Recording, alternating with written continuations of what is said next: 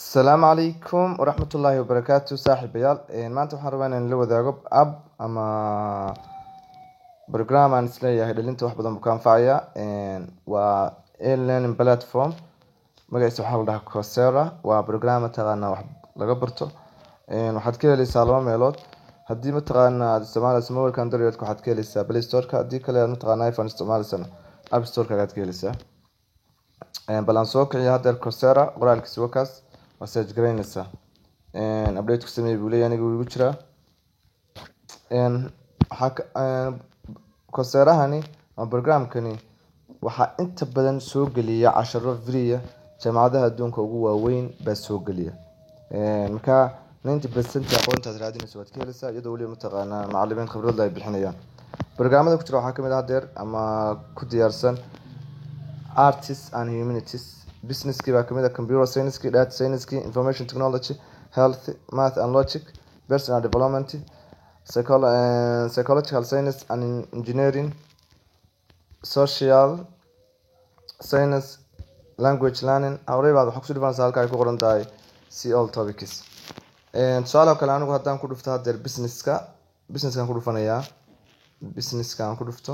waa kan business-ka markaas sab busili casharada si diyaarsan waxa kamid ah leadership and management finance baa kamid ah marketing baa kamid ah entrepreneurship baa kamid ah business essentials baa kamid ah business strategy baa kamid ah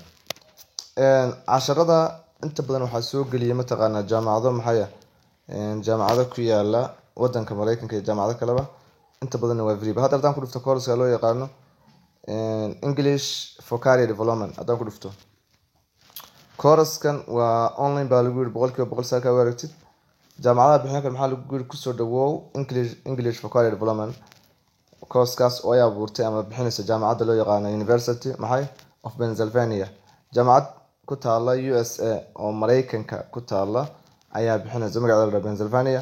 waa jaamacadaha ugu waaweyn bay ku jirtaa waana course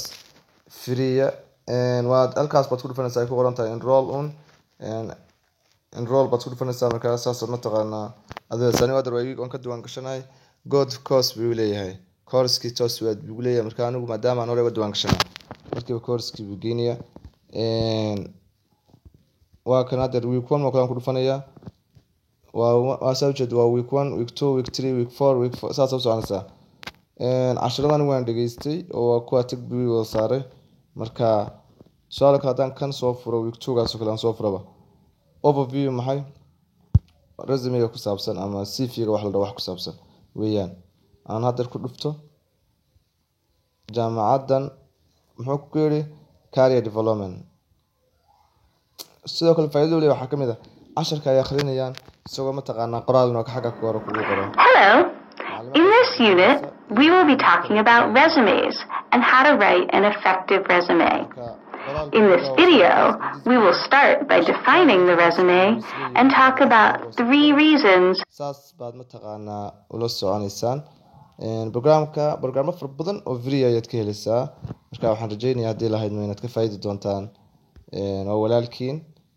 Karama waa mahadsantihiin. Assalaamu calaykum waraxmatullaahi wabarakaatuh.